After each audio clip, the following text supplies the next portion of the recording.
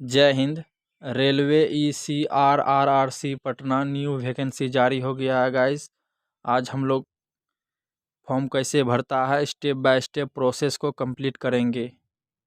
आप वीडियो को continue watch कीजिए, आपको समझ में आएगा फॉर्म कैसे भरा जाता है। अगर नीचे आएंगे तो यहाँ पे आप कुछ इसका इम्पोर्टेंट डिटेल्स को पढ़ पाएंगे। क्या फ़ीस रखा गया, कब तक इसका डेट है, कितना पोस्ट पे वैकेंसी आया है, अलग अलग बाय अलग अलग कैटेगरी का फ़ीस रखा गया है। आप इसको पढ़ना चाहते हैं तो पढ़ लें, और आपसे अनुरोध है कृपया नोटिफिकेशन पढ़ लें। यहाँ पे अप्लाई वाला ऑप्शन पे क्लिक कर दें, ऑनलाइन अप्लाई। इस पर जैसे ही आप क्लिक करते हैं तो आपके सामने कुछ इस प्रकार का इंटरफेस खुल के आता है, ईस्ट सेंट्रल रेलवे। तो यहाँ से आप प्रोसेस को कंप्लीट कर पाएंगे। तो यहाँ पे न्यू रजिस्ट्रेशन का ऑप्शन आपको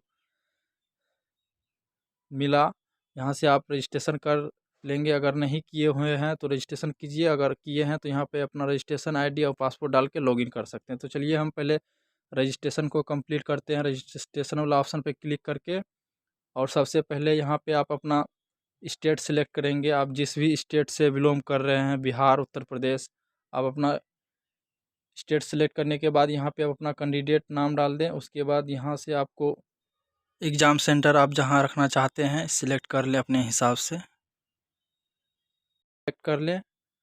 और नीचे में भी आप अपना कैटेगरी को सिलेक्ट कर लें,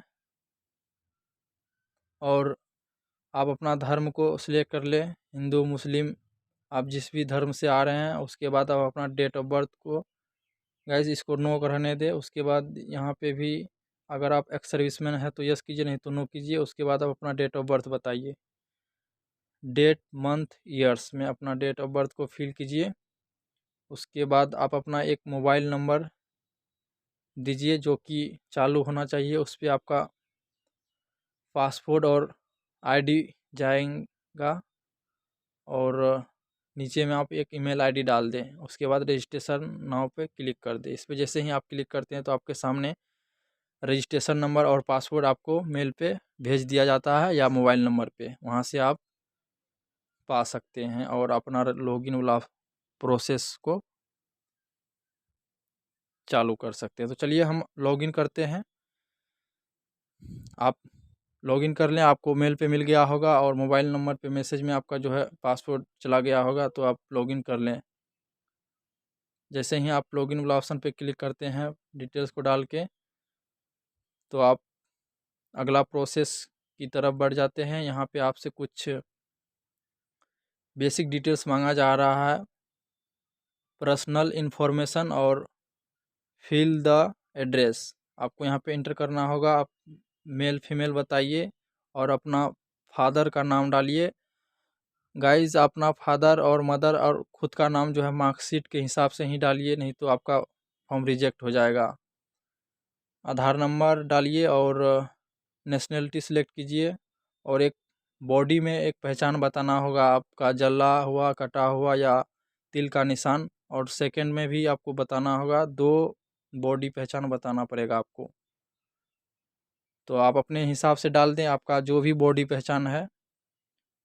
इतना कुछ करने के बाद यहाँ पे आप परमानेंट एड्रेस डाल दें, आपका घर, पोस्ट ऑफिस, विलेज, और स्टेट अपना सिलेक्ट कर लें। नीचे डिस्ट्रिक्ट दिया गया है, डिस्ट्रिक्ट सिलेक्ट कर लें, जिस भी डिस्ट्रिक्ट से आप बिलोंग कर रहे हैं। उसके बाद अपना पिन कोड डाल दें। इतना करने के बाद गाइज अगर आपका एड्रेस सेम है तो इस बॉक्स को टिक करने के बाद इधर भी फिल हो जाएगा। अगर नहीं भी है तो आप अलग अलग डाल सकते हैं। यहाँ पे आपको मैट्रिक का जो है इन्फॉर्मेशन को डालना होगा। आप मैट्रिक कब पास किए हैं, यहाँ पे पासिंग ईयर बताइए, और बोर्ड का नाम बताइए, इंस्टीट्यूट का, किस बोर्ड से आप मैट्रिक किए हैं, और आपका मार्क्स CGPA है या और कुछ है आप यहाँ बताइए, और टोटल कितना मार्क्स का था, टोटल मार्क्स लीजिए। अब उसमें से आपका कितना नंबर प्राप्त हुआ है वो कीजिए, आप परसेंटेज में कन्वर्ट हो जाएगा। और मार्कशीट नंबर यहाँ पे डालिए, और उसको जो है यहाँ पे अपलोड करना पड़ेगा। 50 से 100 KB के बीच होना चाहिए, PDF फाइल में अपलोड कीजिए। मार्कशीट को 50 से 100 KB के बीच होना चाहिए PDF फाइल में। और नीचे आएंगे तो यहाँ पे आपको टेक्निकल क्वालिफिकेशन डिटेल्स ITI मांगा जा रहा है, जो कि आपको यहाँ पे फिल करना होगा। तो चलिए हम ITI किस सेक्टर से किए हैं उसको सिलेक्ट करिए, और पासिंग ईयर बताइए आपने कब पास किए हैं ITI, टोटल नंबर कितना का था उसको इंटर कीजिए, और टोटल नंबर में से आपका कितना अंक प्राप्त हुआ है आपको यहाँ पे इंटर करना पड़ेगा। ऑटोमेटिक परसेंटेज में कन्वर्ट हो जाएगा। इतना करने के बाद आप यहाँ पे नेम ऑफ इंस्टीट्यूट का नाम डालिए, किस इंस्टीट्यूट से आपने ITI किए हैं, और उसका कुछ यहाँ पे सर्टिफिकेट नंबर मांगा जा रहा है, इंटर कीजिए। और NCVT से किए हैं या SCVT से किए हैं आप सिलेक्ट कीजिए अपने हिसाब से, और उसको जो है अपलोड करना पड़ेगा 100 KB का PDF फाइल में अपलोड कर दीजिए। सर्टिफिकेट या और मार्कशीट अब दोनों में से किसी को भी अपलोड कर सकते हैं। यहाँ पे 2 ऑप्शन दिया गया ना गाइस, तो आप अपने हिसाब से अपलोड कर दें। और नीचे आएंगे तो आपसे एक अपलोड सर्टिफिकेट OBC सर्टिफिकेट यहाँ पे अपलोड करने के लिए बोला जा रहा है। 50 से 100 KB के बीच होना चाहिए। और नीचे आएंगे तो आपको एक फ़ोटो अपलोड करना पड़ेगा, 20 से 70 KB के बीच होना चाहिए, JPG में अपलोड कर दें उसको भी। और सिग्नेचर नीचे दिया गया है, 10 से 30 KB के बीच होना चाहिए JPG में, और ब्लैक पेन से ही आप सिग्नेचर को करें और उसको अपलोड कर दें। यहाँ पे आपसे एक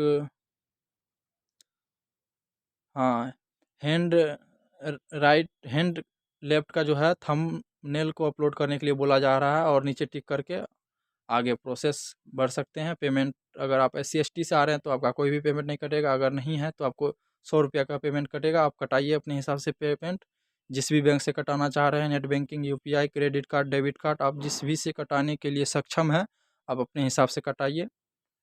और इस तरह से आप प्रोसेस को कंप्लीट कर पाएंगे गाइज। अगर आपको समझ में आया होगा, अगर नहीं भी आया तो वीडियो को दोबारा वॉच करके आप देख सकते हैं।